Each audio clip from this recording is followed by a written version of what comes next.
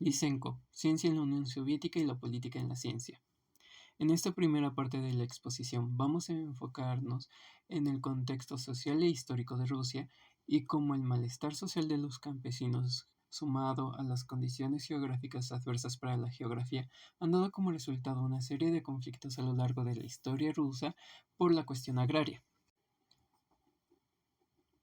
Érase una vez un campesino llamado Baum, que había trabajado duro y honestamente para su familia, pero que no poseía tierras, por lo que permanecía en la pobreza.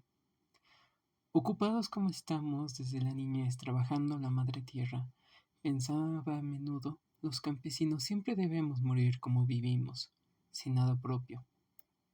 Baum, personaje del novelista León Tolstoy, es el reflejo de la marginación y los abusos del campesino ruso en su historia. Abusos permitidos por un poder central, ya sea llamado el zar o el gran camarada. Pero a pesar de las diferencias sociales entre el zar y el campesino ruso, ambos son prisioneros de la geografía de un país enorme. El vasto territorio del Imperio ruso, que fue heredado a la Unión Soviética, contiene en su interior a una población inmensa, pero ésta se distribuye en pequeños grupos separados entre sí, pues la geografía rusa es agresiva para la vida, con climas fríos en invierno y lagos de barro durante el verano. La agricultura resulta poco rentable a lo largo del país, salvo en ciertas zonas del suroeste. Esta trágica combinación de un régimen autoritario y centralizado, con un clima extremadamente frío e inviable para la agricultura, llevó a los campesinos rusos a condiciones de maltrato y explotación. Este malestar generalizado en la mayoría de la población derivó en múltiples movimientos y conflictos por la mejora del campo y las libertades individuales en la historia rusa, como los decembristas, que a finales del siglo XIX buscaban la abolición del sistema de servidumbre para los campesinos y la formación de una monarquía parlamentaria. Y ya adentrándonos en el siglo XX, encontramos la Revolución de Febrero, que elimina la servidumbre rusa, y la formación de una Duma para limitar los poderes del zar, con un amplio espectro político que va desde las ideas más radicales de la izquierda hasta el conservadurismo de derecha.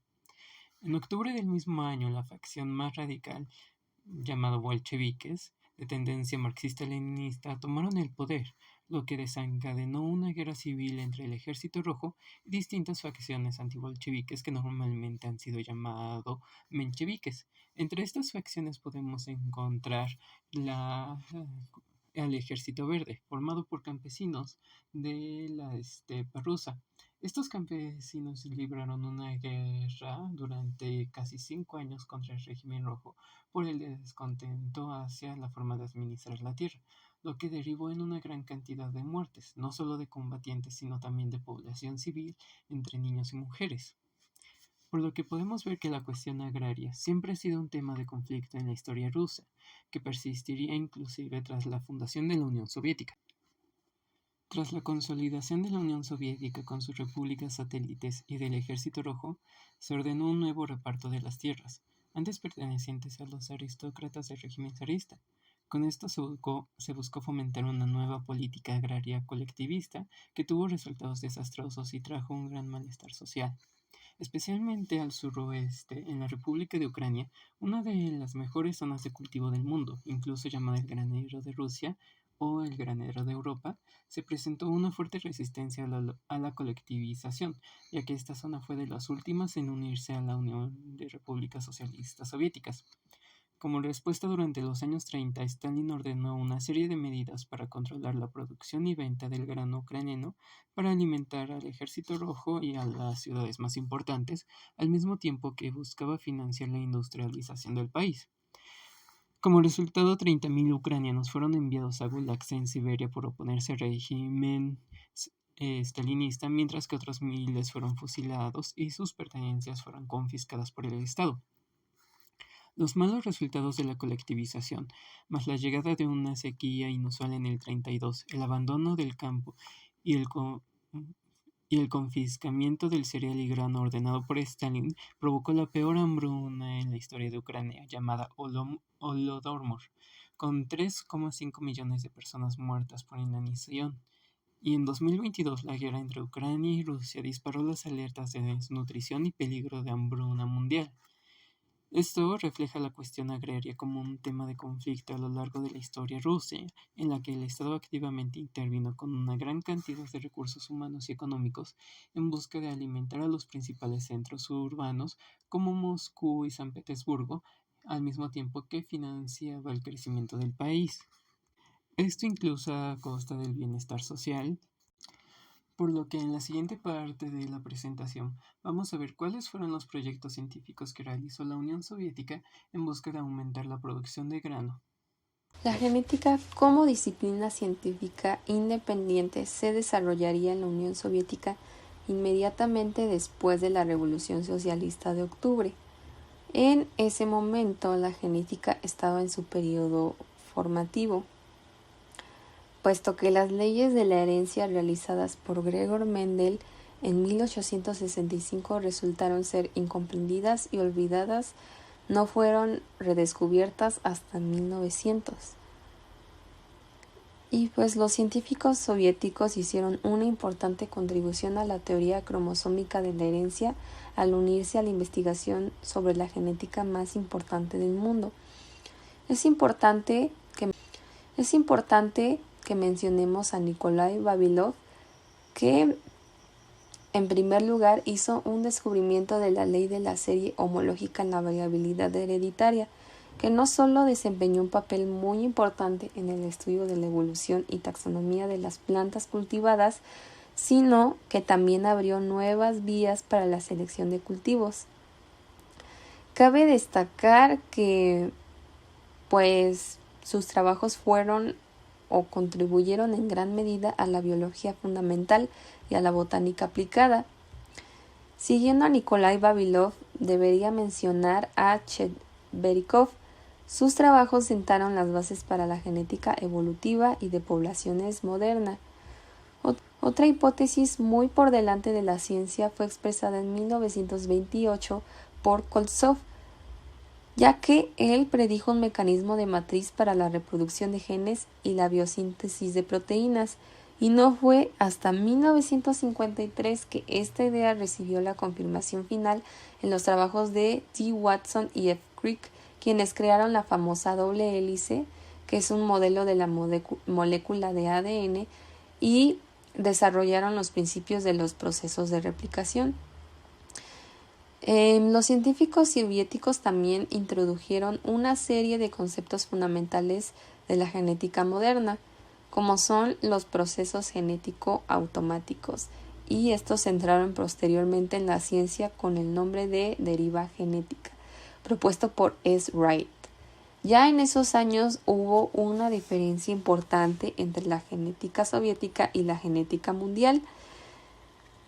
Como la nueva ciencia de la genética era prematura y era difícil esperar resultados prácticos de ella, pero pues la genética soviética resultó ser significativamente avanzada en la obtención de resultados prácticos, y pues esto estaba relacionado tanto con las tradiciones de la biología rusa, pues hubo un progreso general de la botánica, la zoología, la orientación evolutiva, de la comprensión teórica de los resultados, y en las nuevas tendencias desarrollaron un enfoque en la práctica y un profundo interés en fortalecer la base científica de la agricultura.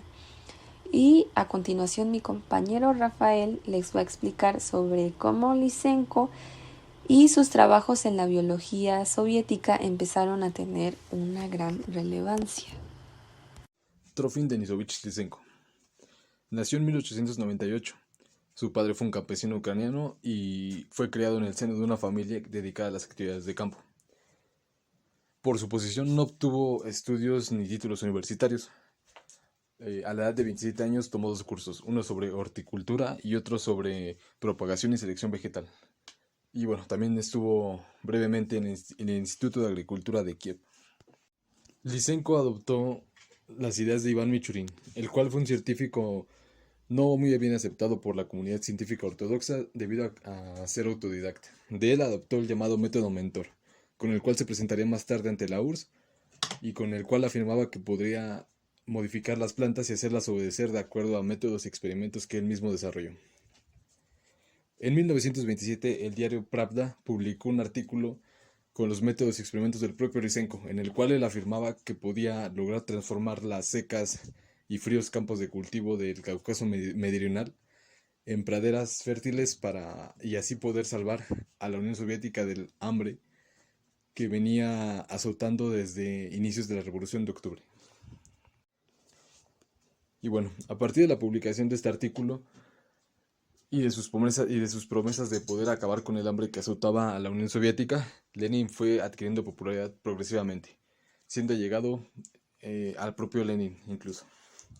Entre sus logros podemos encontrar cosas como que fue presidente de 2 academias, siendo una de estas la Academia Lenin de Ciencias Económicas de la Unión Soviética y de la Academia de Ciencias Agrícolas. También la Academia de Ciencias de la URSS lo reconoció como miembro vitalicio, fue ganador del premio Stalin 3 veces y fue miembro de la Academia de Ciencias de Ucrania. En 1948 se celebró el Congreso Mundial de los Intelectuales para la Paz, el cual tuvo como finalidad unir a los diversos científicos de las naciones después de la recién finalizada Segunda Guerra Mundial. Y a pesar de esto, Lysenko pronunció un discurso en el cual explicaba que, según su visión, en el mundo existían 2 ciencias, la ciencia proletaria y la ciencia burguesa, siendo la ciencia proletaria la única portadora de la verdad y la practicada por su pueblo. Después de la muerte de Lenin, Lysenko fue perdiendo popularidad poco a poco y con esto también poder. A pesar de que el expresidente del Consejo de Ministros, Nikita Khrushchev, lo apoyó, este se retiró tras su caída en 1965. Lamarquismo soviético. Lysenko buscaba aumentar la producción de grano en la Unión Soviética y estaba convencido de que los mecanismos lamarquianos le permitirían controlar la herencia de los granos de trigo para sembrarlos en zonas más frías o cálidas. Dividió los granos en trigo en granos de invierno y en granos de primavera. Pensaba que los cambios en la herencia se daban porque un organismo asimilaba los cambios en el ambiente, es decir, por herencia de caracteres adquiridos. Eligió semillas de invierno buscando transformarlas en semillas de primavera y transformar semillas de primavera a semillas de invierno. Lo primero que observó al iniciar sus experimentos es que se podían sembrar semillas de invierno y obtener trigo en primavera si éstas antes se sometían a frío. A este proceso lo llamó vernalización, el cual todavía es aplicado. Con esta idea tomó unas semillas de invierno que sometería a frío extremo, inclusive más alto del requerido para la vernalización, logrando reducir el tiempo de germinación en frío de estas semillas de 152 días a 46 días en tan solo 3 generaciones.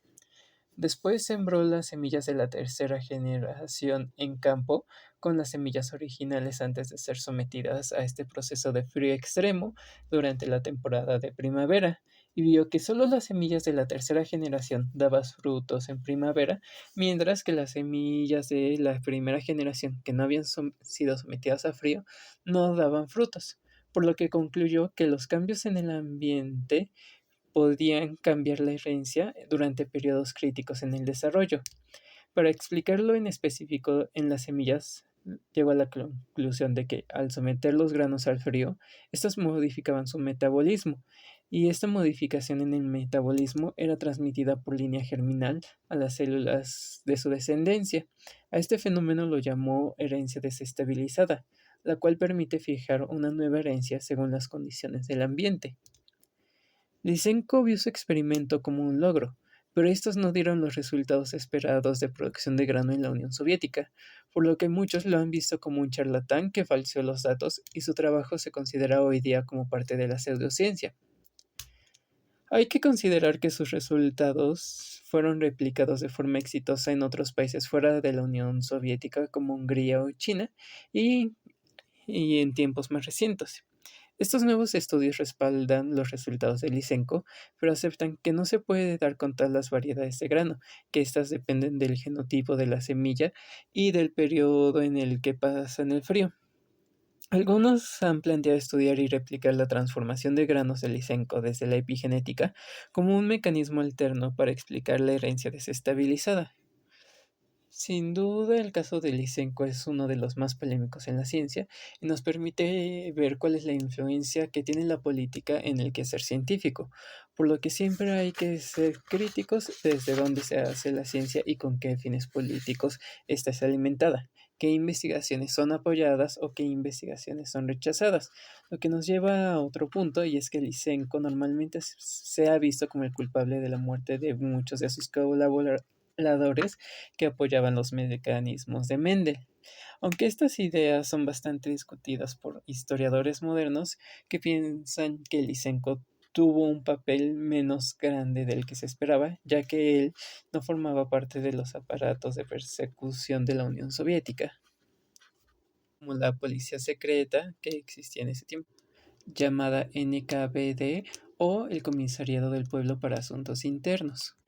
Además que personas como el mismo Vavilov dieron buenos testimonios sobre Lysenko, llamándolo este último como un gran investigador cuidadoso y muy talentoso, cuyos experimentos son irreprochables, por lo que el papel de Lysenko en el desarrollo de la ciencia soviética y sus aportaciones deberían de ser revalorados desde una visión crítica, valorando tanto los aciertos que pudo haber tenido como sus defectos en su formulación teórica, marcada y sesgada por su posición política.